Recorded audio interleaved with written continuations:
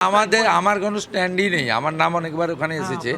প্রথমত এটা এআই দিয়ে আইপ্যাক বানানো কিনা এটাও তো দেখতে হবে। কারণ এআই দিয়ে তো সব কিছু বানানো যায়, কিন্তু সেখানে মধ্যপ্রদেশের মুখ্যমন্ত্রী, আমার কথা ছেড়ে দেন, মধ্যপ্রদেশের মুখ্যমন্ত্রীর কথা বলা হয়েছে, একবার পিএমের কথা বলা হয়েছে। এই গুরুতর অভিযোগ। হুমায়ুন কবির কি করবেন জানি না। ওনার এটা সেন্ট্রাল ফরেন্সিক ল্যাবে তদন্ত এবং সিবিআই তদন্ত দাবি করা উচিত। মধ্যপ্রদেশ সরকারেরও উচিত এটা স্পেশাল ইনভেস্টিগেশন দেওয়ার, এবং এই আইপ্যাকে যারা এগুলো কারবারটা করেছেন বা এআই দিয়ে বানিয়েছেন, এআই কিনা দেখা দরকার আছে। বা ভালো হয়েছে তো, রাজ্য সরকার এটাকে সিবিআইতে রেকমেন্ড করুন। সিবিআই যদি মনে করে এখানে মানি ট্রেল হয়েছে, তাহলে ইডিকে তারা ইডিকে হ্যান্ড ওভার করবে। তৃণমূলকে তো প্রসিডিওর জানতে হবে, সরাসরি ইডিকে দিতে পারে না রাজ্য সরকার। রাজ্য সরকার রেকমেন্ড করতে পারে ভারত সরকারকে ফর সিবিআই। সিবিআই যদি দেখে সেখানে প্রথমত এটা এআই কিনা, সেটা তো সেন্ট্রাল ফরেন্সিক ল্যাব থেকে দেখতে হবে। এবার আমার কোনো মন্তব্য নেই। এটা মমতা ব্যানার্জির বি টিম হুমায়ুন কবিরের লড়াই বাবরি মসজিদ নিয়ে। আর আমাদের বক্তব্য হচ্ছে বাবরের নাম লিখতে দেব না আমরা। একদম single point agenda, single point agenda যে বাবরের নাম আমরা এখানে লিখতে দেব না। হিন্দু মন্দির বানাক, মুসলমান মসজিদ বানাক, উই হ্যাভ নো অবজেকশন, কিন্তু বাবরের নাম লিখতে দেব না।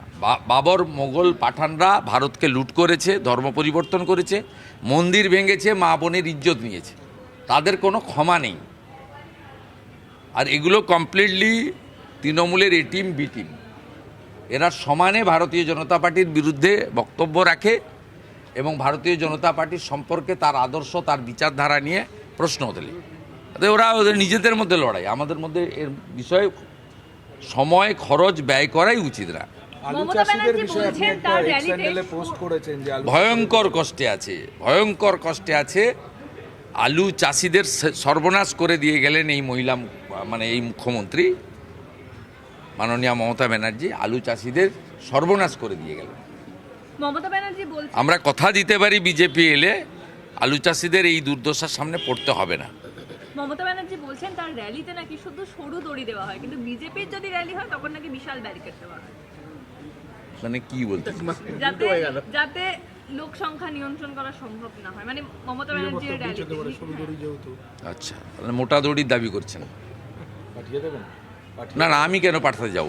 উনি কখনো বলছেন আমার কাছ থেকে সব কেড়ে নিয়েছে, আবার কখনো বলছে ওই অ্যাডভোকেটকে আমার সিআইডি গ্রেপ্তার করলো। উনি নিজেই তো পরস্পর বিরোধী কথা বলছেন।